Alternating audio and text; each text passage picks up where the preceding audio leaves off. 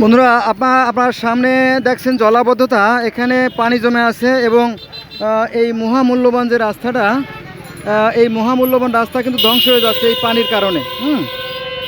ওদিকেও গর্ত হয়ে গেছে, এখানেও সেই নারকীয় দৃশ্য। কিন্তু আমরা যদি একটু দায়িত্বশীল হতাম, অর্থাৎ এই যে ময়লাগুলো আছে এই ময়লাগুলো তুলে ফেলতাম, তাহলে এইটাই কিন্তু আপনার বুড়িগঙ্গা নদী, এইটার বুড়িগঙ্গা নদী আর কি, যেটা হ্যাঁ, এই পানিগুলো অনাসেই এই নদীতে চলে যেত। এই পানিগুলো অনাসে নদীতে চলে গেলে এইখানে জলাবদ্ধতা সৃষ্টি হতো না।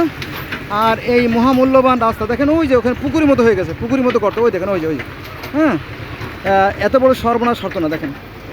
আর এখানে সবচেয়ে বড় যে বিষয়টা সেটা হচ্ছে যে এখানে প্রায় দুর্ঘটনা ঘটে। এখানে রাস্তাগুলো উল্টে পাল্টে পড়ে যায়, অনেকের হাত ভাঙে, পা ভাঙে, মাথা ভাঙে, হাসপাতালে যায়। হ্যাঁ,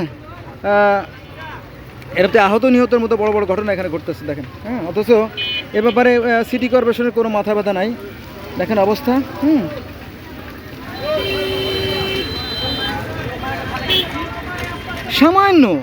সামান্য একটু দায়িত্ব পালন করলে এখানে এই জল জমতো না।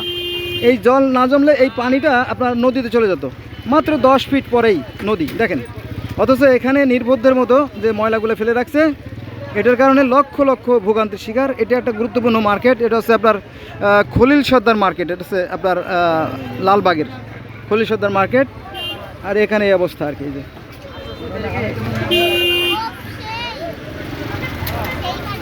দেখেন এই যে কত গর্ত, এখানে কিন্তু গাড়ি অ্যাক্সিডেন্ট করে প্রায়। এই যে এই পানিগুলো আপনার যে ঢালাইয়ের তলাটা নিচের মাটিটাকে নরম করে দেয়, নরম করে দেওয়ার ফলে রাস্তা খুব সহজে ভেঙে যায়। দেখেন এই যে ভেঙে গেছে, এই যে এর বাস্তব প্রমাণ। হ্যাঁ, এগুলো কারোই কাম্য না, সভ্য কিংবা অসভ্য মানুষ কারো জনের কাম্য না। এ ব্যাপারে সরকার বাহাদুরের আশু দৃষ্টি কামনা করছি।